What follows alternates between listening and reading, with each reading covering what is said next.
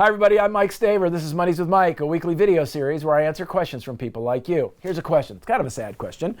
My company is not doing well. In fact, I expect there will be layoffs and eventually the company will go, or may go, you say, out of business.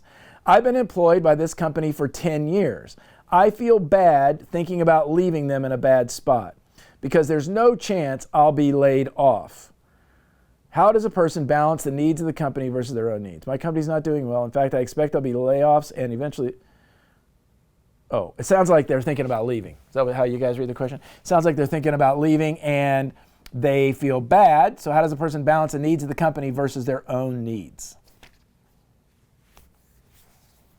I'm going to try to answer this as delicately as I possibly can, because I'm sure there are CEOs of companies watching this who I work with, and there are employees of companies that I work with as well. Until the early 90s, probably, most companies in America saw employees as people who provided a service to the organization, and as a result of that service were compensated, hopefully compensated fairly. That was sort of the relationship that happened between companies and employees.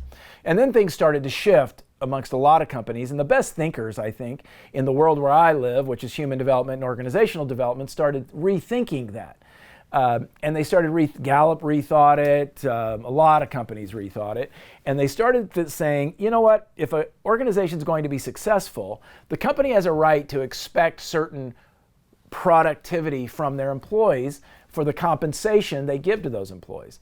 But what also started to happen and what also started to be created was a sense that companies needed to be aware of what employees needed at work in order to be engaged, in order to thrive. Things like having their opinions valued, having adequate safety, being able to develop themselves. All these kinds of things were things that employers are now considering are necessary for them to be successful as well. That's how engagement happens, right?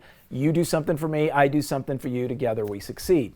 In your case, as a 10-year employee of the organization and as a person who obviously cares about and is obviously loyal after 10 years, I think that the best thing that you can do is ask yourself, if you want to move on, give your employer adequate notice, give your employer adequate runway, collaborate with them on the process of your departure or movement.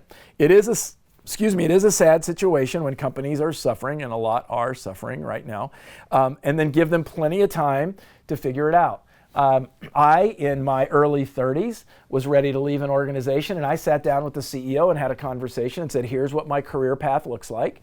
That company was actually about to go through a merger, and my boss, who was the best boss I ever had, she said, well, let's talk about how the organization can win and how you can win. And we worked out a really good plan. So there are companies that are going to get all nasty with you and angry with you, but not a lot of them nowadays, particularly a company that's suffering like this.